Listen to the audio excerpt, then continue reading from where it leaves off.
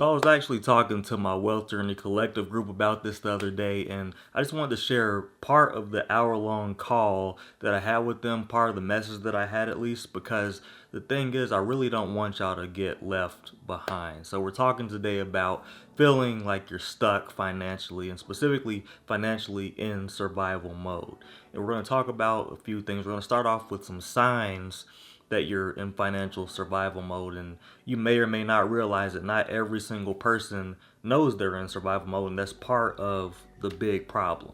So there's a lot of examples of being in survival mode, of course, but I just want to give y'all a few examples right now. So first, a sign that you're in survival mode is you're relying on your next paycheck to save you or get you out of something if something were to come up, or if something were to inconvenience you, such as a flat tire or something more extreme like a loss of income, or you lost your job. You would be relying on that remaining paycheck that you have. Otherwise, you have no other income. Otherwise, you don't really know what you would do. Another way to know that you're in survival mode is you don't have at least a month's worth of expenses saved up. And one of the biggest signs you're in survival mode is you don't have your money working for you. So those are the signs. Now we're going to jump into exactly why it is that you're even living in survival mode in the first place. Because the thing is, being in survival mode doesn't mean that you don't have money, and it doesn't mean that you're broke. You could be very comfortable and still living in survival mode, because you could have everything paid for. You could have a nice place, a nice car. You could have a nice job, a well-paying job at that you enjoy, and things can seem like everything is going all right. However, if an emergency happens, you panic. You get what I'm saying? If a $1,000 or more emergency pops up, now you're scrambling. Now you're pulling out the credit card, and you might already be in credit card debt. You get what I'm saying? So it's not necessarily that you don't have it like that, or you're not in a good position financially, or you don't at least feel comfortable. You can be all of those things and still be in survival mode. But why are we even in survival mode to begin with? Well, a lot of us, including me, I would even say especially me, start off there. We start off there as soon as we graduate from either trade school, college, high school, whatever it is that you came from prior to getting a full-time job, getting your own place, and building a life for yourself. This is where the survival mode starts, because at first, at least where my headspace was, okay, I'm making money now. This is more money than I've ever seen in my entire life.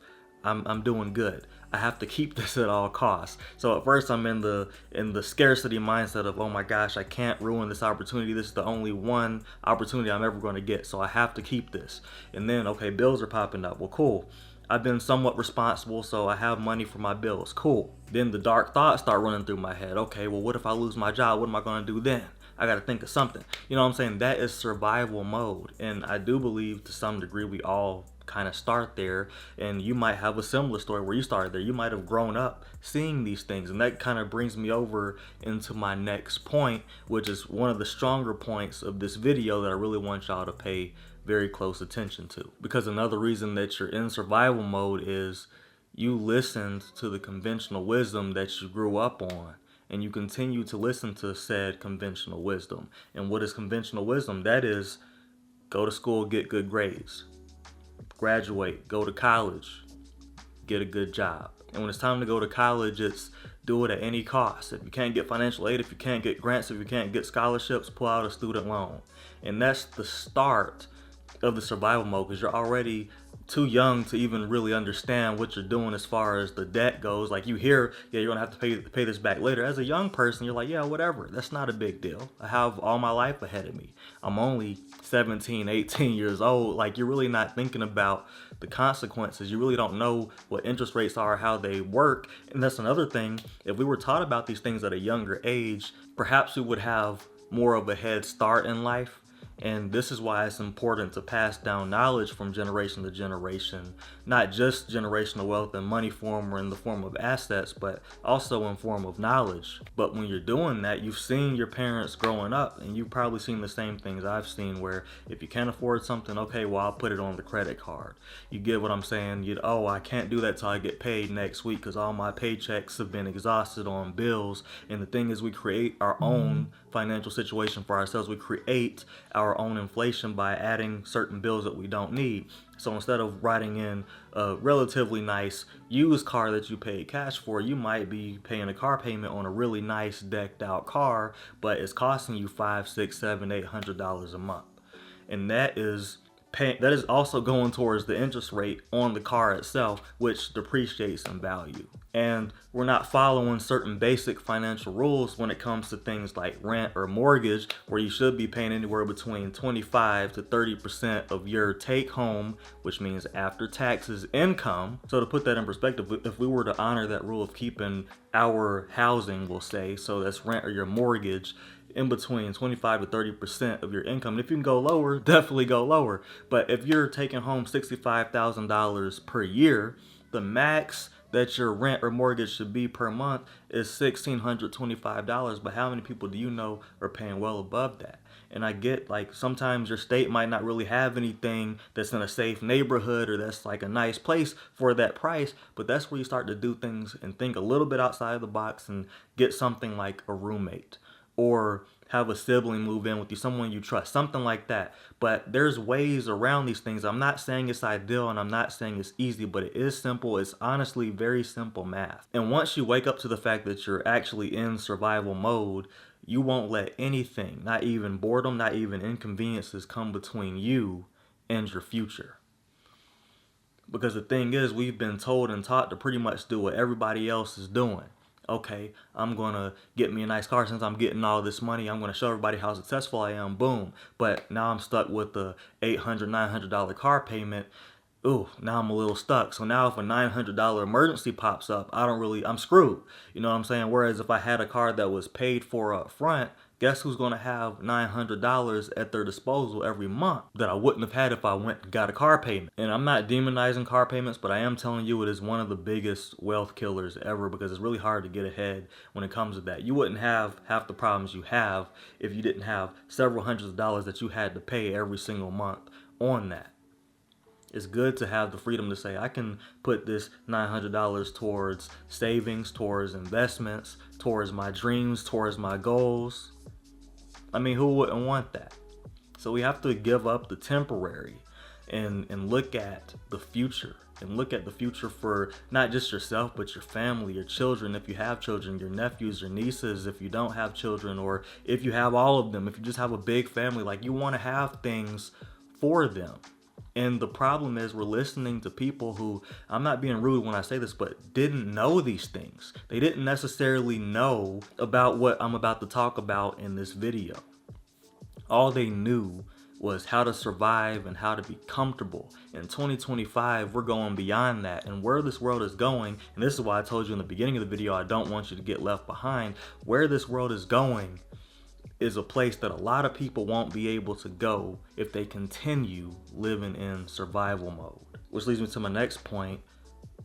You're in survival mode because you're doing it alone. You're trying to figure these things out by yourself without any expertise from anyone else who has done it before, who has built their own wealth, who is not in survival mode, who is living so comfortably that money is not something that is constantly on their mind, and they can sleep at night clearly knowing these things. And even if you're someone who doesn't know that you're in survival mode, the thing is, you do know this. You know, if suddenly you run out of income to pay on your credit card, you're like, dang, I'm in a situation.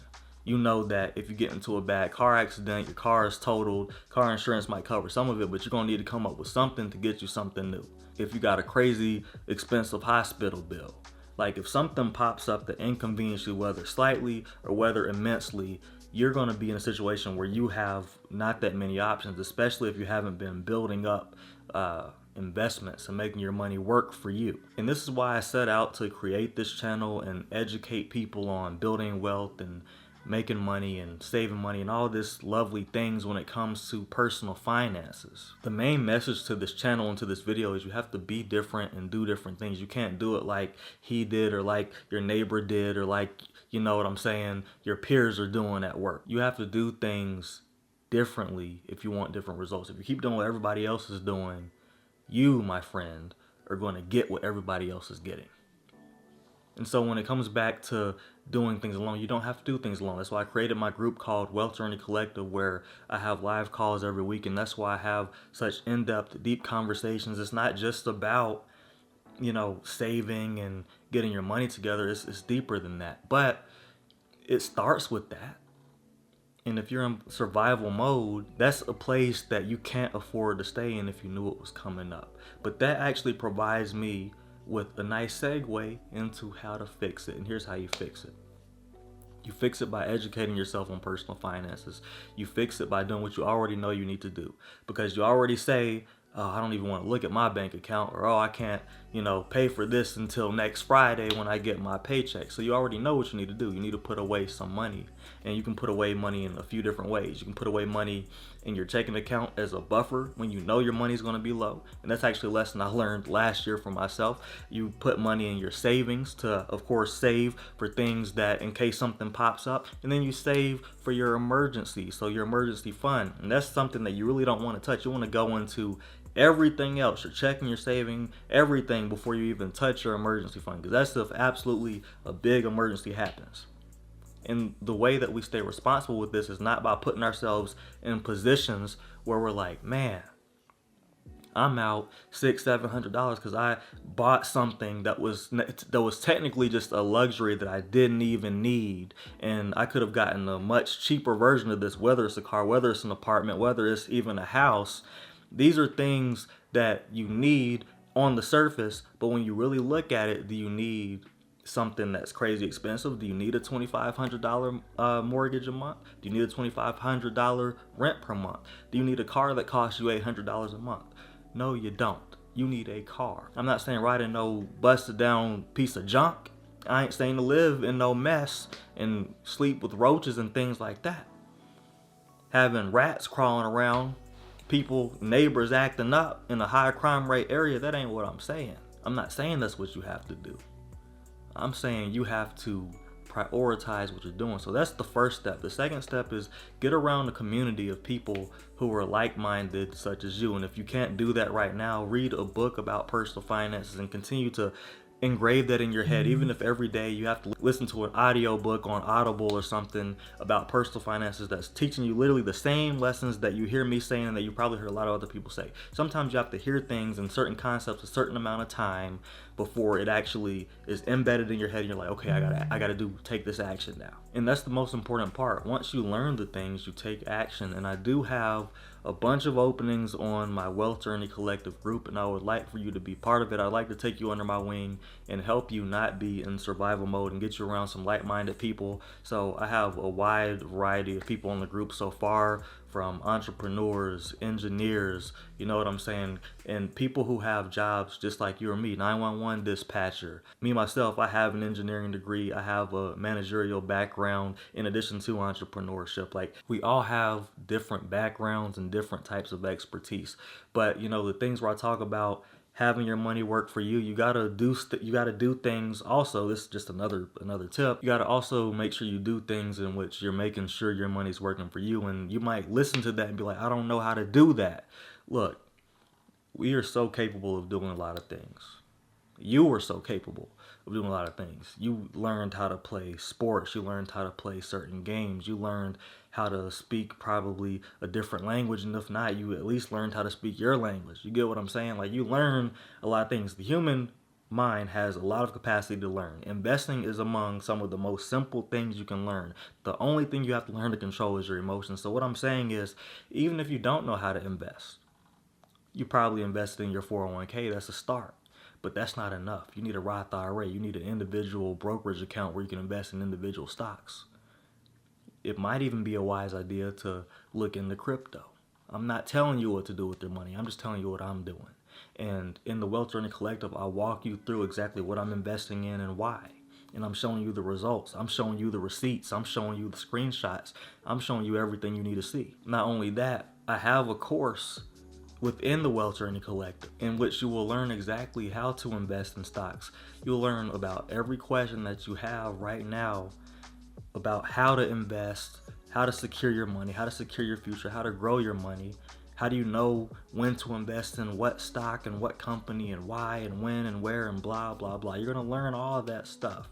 But the first part is getting your priorities together, building your savings account, building your emergency fund, looking into what groups you can get around like the Wealth Journey Collective, and actually talk to like-minded people who are either on the same path as you or a little bit ahead of you, or some might even be way ahead of you, and those can serve as better mentors to you. And I'm what I would consider the group mentor, as the creator of the group who is influencing people to build their first $100,000 in net worth, as I have already done. And now I'm looking to get to my first, you know what I'm saying, $250,000, and then 500, then $1 million. And I do believe that these are going to come quicker than my first 100,000. The first $100,000 is always the hardest, but once you get there, it gets way easier to build your net worth.